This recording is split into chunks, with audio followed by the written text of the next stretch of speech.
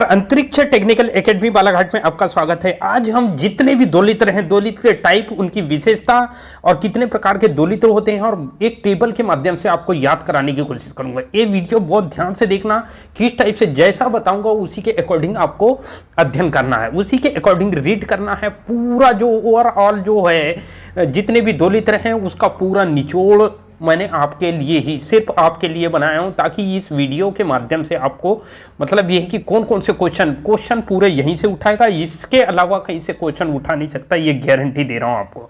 इसलिए वीडियो आपको स्किप करके नहीं देखना है, शुरू से लेके अंत लास्ट तक की वीडियो देखना है, ताकि पूरे कॉन्सेप्ट आपको क्लियर हो जाए और कैसे क्वेश्चन, मतलब ये है कि ये आपको इस पूरे टेबल में पूरे क्वेश्चनिंग बता दूंगा आपकी, ताकि किस टाइप के क्वेश्चन एग्जाम में पूछे जाते हैं। तो पूरी वीडियो जो है ये इस टेबल के माध्यम से आप देख सकते हैं, और वीडियो आप देखोगे तो पूरे क्वेश्चन यहीं से मिलेंगे, पूरे आईएमपी क्वेश्चन मिलेंगे, ये इसके अलावा कहीं से क्वेश्चन नहीं मिलेंगे। तो चलो स्टार्ट करते हैं हम। सबसे पहले देखते हैं हम यहाँ पे कि सबसे पहले क्या है, जब टेबल का मतलब ये है कि ये टेबल है, तो इस टेबल में हमको ये देखना है कि विशेषता, सबसे पहले विशेषता देखना है। फिर विशेषता में देखेंगे किसकी, पूरे जितने भी हैं, tuned collector oscillator, Hartley oscillator, Colpitts oscillator, phase shift oscillator और आरसी वेन ब्रिज ऑसिलेटर और क्रिस्टल ऑसिलेटर, जितने भी ऑसिलेटर हैं, ऑसिलेटर मतलब 2 लित्र, और 2 लित्र का काम आप जानते हैं। 2 लित्र क्या करता है, तो जब भी आपको कोई ने पूछ लिया कि 2 लित्र क्या करता है, तो 2 लित्र का मेन जो काम है वो क्या होगा, डीसी को डीसी टू एसी, यानी डीसी करंट को एसी करंट में बदलने, एक प्रकार का 2 लित्र क्या है, कन्वर्टर है, जो डीसी करंट को एसी करंट में कन्वर्ट करने का काम करता है, उसे 2 लित्र कहते हैं।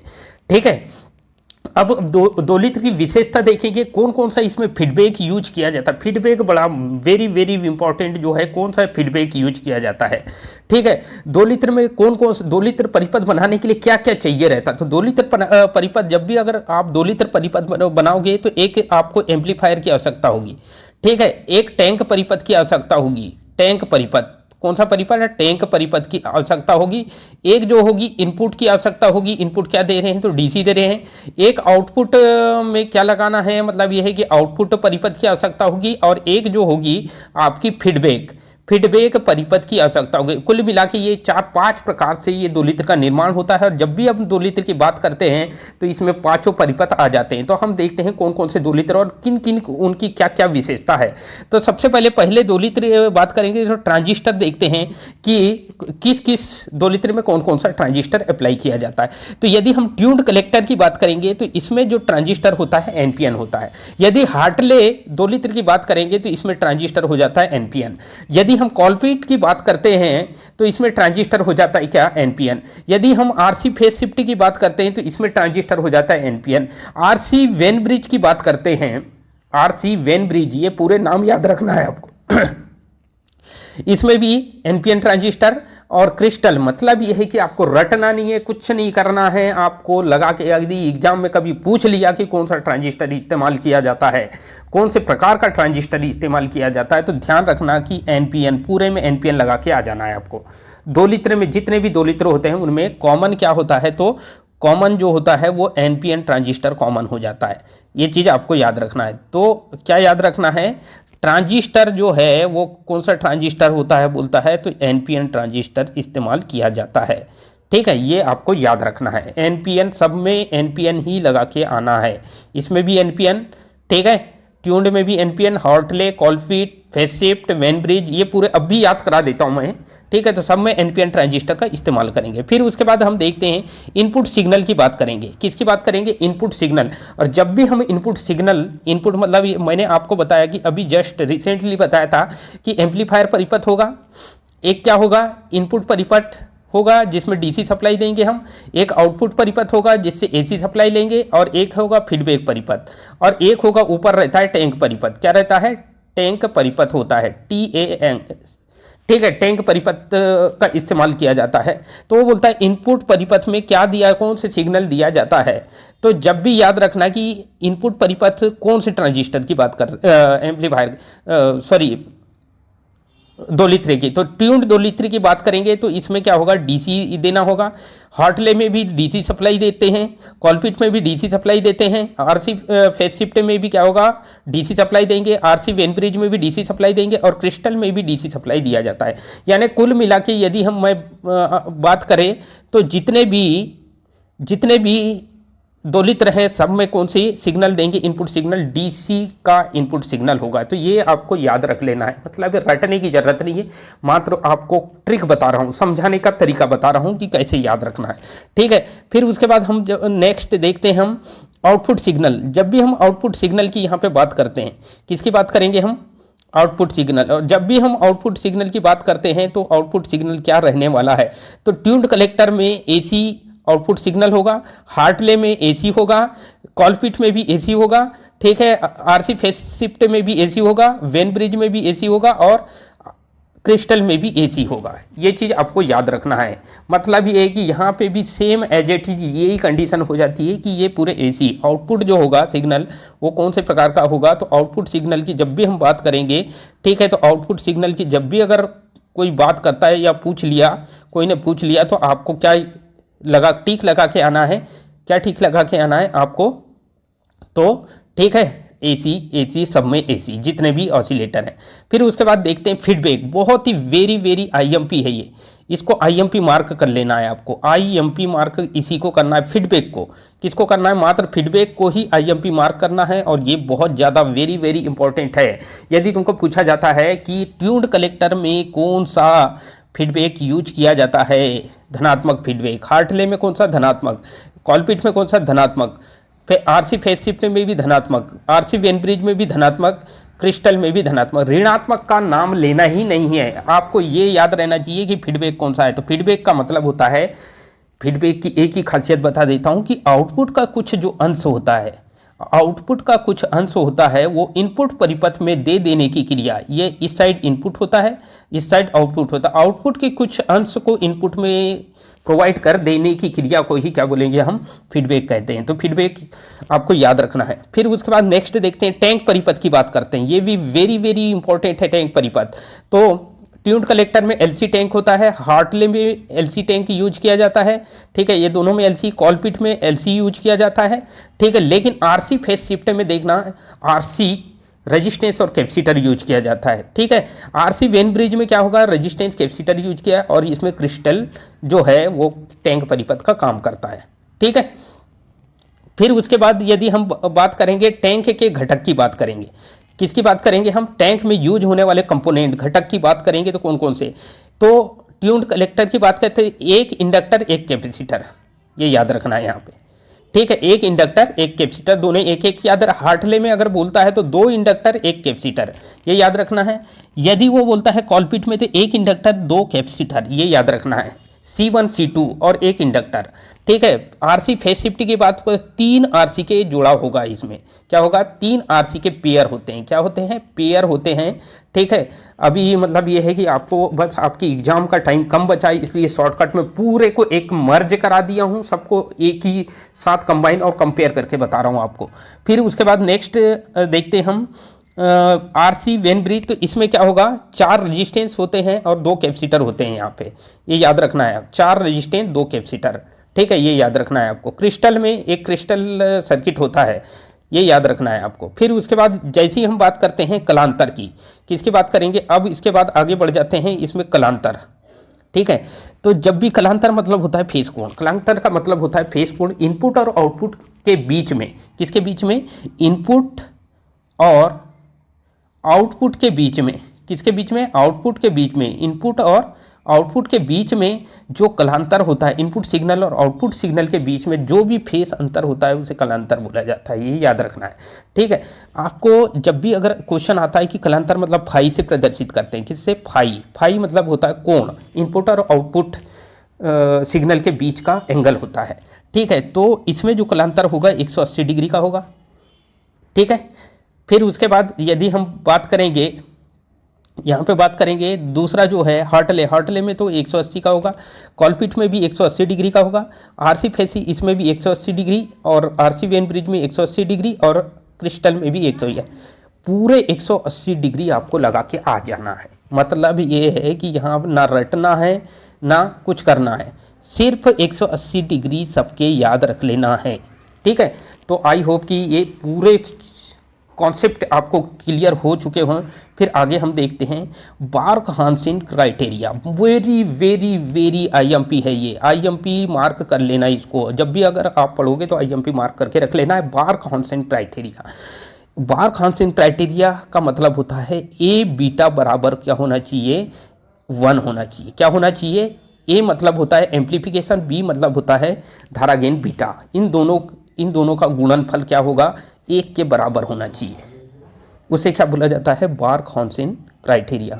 जब भी हम बार्क-हानसेन क्राइटेरिया की, तो ए बीटा का जो मान है इसमें 1 होता है, इसमें भी 1 होगा, इसमें भी 1 होगा ए बीटा, इसमें भी ए इंटू बीटा 1 होगा, इसमें भी ए इंटू बीटा 1 होगा, इसमें भी ए इंटू बीटा 1 होगा। मतलब कुल मिला के न रटना है ना कुछ करना है, मात्र क्या लगा के आ जाना है, अगर ए बीटा बराबर 1 आना चाहिए।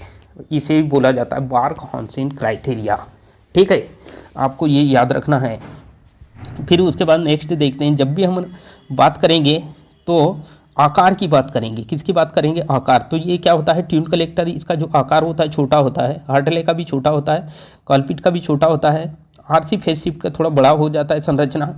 ठीक है, इसकी भी बड़ी संरचना होती है, इसकी भी बड़ी संरचना होती है। मतलब 3 की छोटी याद रख लेना, 3 की बड़ी याद रख लेना।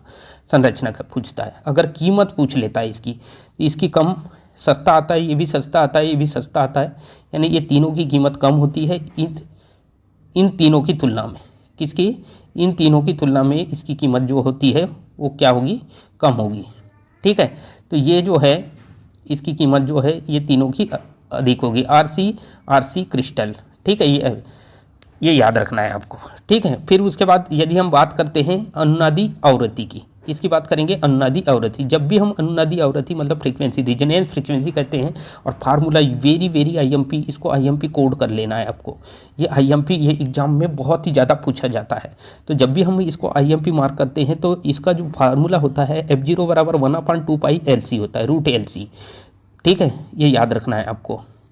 फिर उसमें 2 इंडक्टर लगाते हैं और 1 कैपेसिटर। इसके कारण जो है इंडक्टर सीरीज में हो जाते हैं, इसलिए L1 + L2 + 2M, ठीक है, इंटू C इसका फार्मूला हो जाएगा 1/2 पाई। तो ऐसे ही रहेगा एज इट इज, रूट में L1 + L2 + 2M into C हो जाएगा इसका।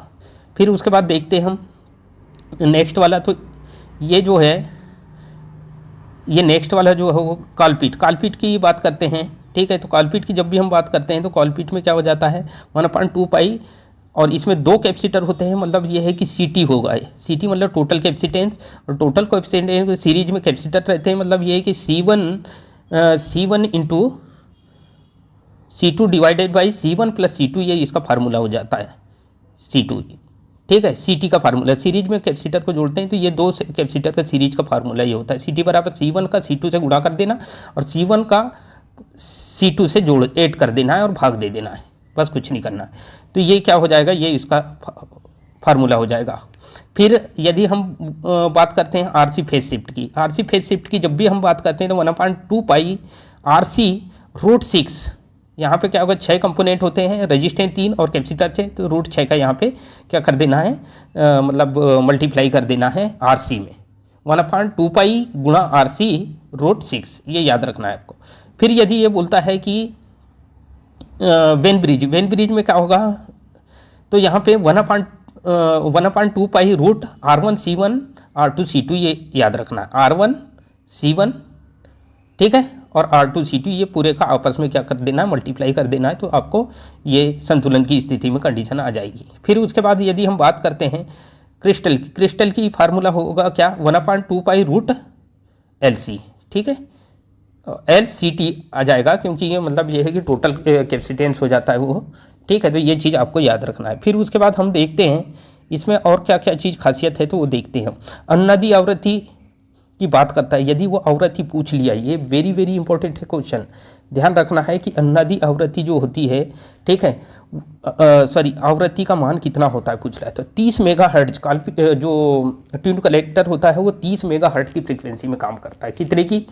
30 मेगाहर्ट्ज की फ्रीक्वेंसी। यदि वो बोलता हार्टले की बात करता है, सेकेंड वाला जो है यहाँ पे हार्टले है, और हार्टले की बात कर 10 किलोहर्ट्ज से 100 मेगाहर्ट्ज तक की यानी उच्च आवृत्ति परिपथ में इस्तेमाल किया जाता है। कहाँ इस्तेमाल किया जाता है? उच्च आवृत्ति लगा के आ जाना है इसमें, ठीक है। 10 किलोहर्ट्ज से 100 मेगाहर्ट्ज, मेगा में काम कर रहा है, 100 मेगाहर्ट्ज तक के काम कर रहा है। फिर उसके बाद यदि कॉलपिट की पूछता है तो सेम एज इट इज, इसी का सुधरा हुआ, हार्टले का सुधरा हुआ रूप कॉलपिट होता है, क्योंकि हार्टले में कुछ तरंगे जो है कटपिट के आती है, तो उस तरंग को क्या बनता है, 180 डिग्री में फेज शिफ्ट करा देता है।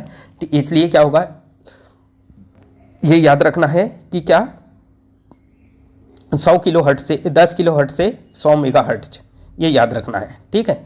फिर यदि बात करता है वो आरसी फेज शिफ्ट की, तो 1 हर्ट्ज से 10 मेगाहर्ट्ज याद रखना, 1 हर्ट्ज से कितने? 10 मेगाहर्ट्ज। यदि वो बोलता है आरसी वेन ब्रिज बोलता है तो 10 हर्ट्ज से 1 मेगाहर्ट्ज, 10 हर्ट्ज से 1, ये क्वेश्चन आता है एग्जाम में पूछ लेता है, इसलिए 10 हर्ट्ज से 1 मेगाहर्ट्ज याद रख लेना है, क्योंकि आपको ये जो मैंने पूरा टॉपिक कंप्लीट जो बनाया हूँ आपके हिसाब से एग्जाम की दृष्टि से बहुत ही इंपॉर्टेंट होने वाले हैं, इसलिए याद रखना है आपको। ये जो है, यदि वो क्रिस्टल की बात, क्रिस्टल जो है एक समान मान के स्थिर आवृत्ति पैदा करने वाला अगर कोई है इन पूरे में से, ठीक है, स्थिर आवृत्ति अगर पैदा करने वाला है कोई ये 6 में से, तो वो है क्या? Crystal oscillator. और 25 किलोहर्ट्ज से 100 मेगाहर्ट्ज तक की इसकी आवृत्ति रेंज होती है, याद रखना है आपको, ठीक है। 25 किलोहर्ट्ज से 100 मेगाहर्ट्ज, मेगा में जाती फ्रीक्वेंसी। उपयोग की बात कर, ये भी उच्च आवृत्ति, ये रेडियो आवृत्ति में, ये उच्च आवृत्ति परिपथ में, ठीक है, ट्यून कलेक्टर। यदि बोलता हार्टले की बात करता है तो रेडियो में, अगर कॉलपिट की बात करता है तो रेडियो परिपथ में, ठीक है। यदि वेन ब्रिज की बात है रेडियो परिपथ में। यदि वो बोलता है वेन ब्रिज की, तो प्रयोगशाला में यूज किया जाता है। वेन ब्रिज का कहाँ यूज है? प्रयोगशाला कार्यों के लिए मात्र इस्तेमाल किया जाता है, बाकी ऐसे दूसरे स्पेशल पर्पज के लिए नहीं, मात्र ये क्या है, किसके लिए? प्रयोगशाला के लिए। और एक समान आवृत्ति के लिए, मतलब बहुत जगह में इसका इस्तेमाल, क्योंकि इसकी आवृत्ति रेंज बहुत ज़्यादा है। यदि हम बात करते हैं अवस्था की, तो इसकी कम स्थायी होता है, ये मतलब ये कि उतने अच्छे से, मतलब स्थायी तो प्रदान नहीं करता है, ये भी उतने अच्छे से स्थायी, ये कम स्थायी, ये भी कम स्थायी, बाकी जो ये तीनों हैं जो है ये स्थायी। और सबसे ज़्यादा और ज़्यादा स्थायी आवृत्ति देने का काम कोई करता है तो क्या होता है? क्रिस्टल। क्रिस्टल आपको याद रखना है, क्रिस्टल से एक क्वेश्चन एग्जाम में पूछ ही जाता है।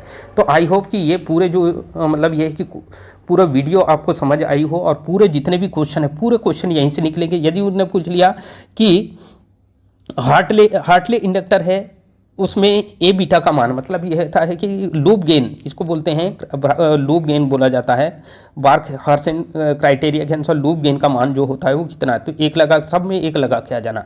यदि वो पूछता है कि बोले किसकी सबसे ज़्यादा कीमत किसकी होती है, पूछ लिया। यदि उसने पूछ लिया कि अनुनादी आवृत्ति का फार्मूला से रिलेटेड पूछ लिया उसने कि बोले कॉलपिट में कितनी अनुनादी आवृत्ति, तो ये अगर न्यूमेरिकल क्वेश्चन तो यहाँ से उठा लेना है आपको, ठीक है। यदि वो आवृत्ति का मान रेंज पूछ लिया उसने, कितनी कौन कौन सी रेंज में यूज किया जाता है, तो ये सबके ये याद रख लेना है आपको जितने भी हैं, ठीक है। यदि वो पूछ लिया उपयोग, तो उच्च आवृत्ति वाली रेडियो में 3 रेडियो में, फिर प्रयोगशाला में, और उसके बाद एक समान आवृत्ति के लिए इस्तेमाल किया जाता है। तो आई होप कि ये पूरे वीडियो के माध्यम से आपको मतलब ये है कि आपको देखना जरूरी है, क्योंकि पूरे क्वेश्चन कम से कम 100 क्वेश्चन यहाँ से बन जाएंगे। अगर आप बनाना चाहो तो यहाँ पे 100 क्वेश्चन जो हैं यहीं से, जितने भी क्वेश्चन है यहीं से उठाएगा वो, ये चीज़ बता दे रहा हूँ आपको। तो पूरे दोलित्र को एक जगह कंबाइन कर लिया हूँ, और एक ही मतलब ये है कि टेबल के माध्यम से आपको, तो जितने भी आगे के वीडियो रहेंगे पूरे सिलेबस विथ सिलेबस, जितने दिन एग्जाम बची है उतने दिन के लिए मैं हर एक चैप्टर के जो टॉपिक पूरे जो है कंबाइन करके, और मेन जो क्वेश्चन है मैं वहाँ से उठा के पूरा कॉन्सेप्ट क्लियर कराऊँगा। तो आज के लिए धन्यवाद।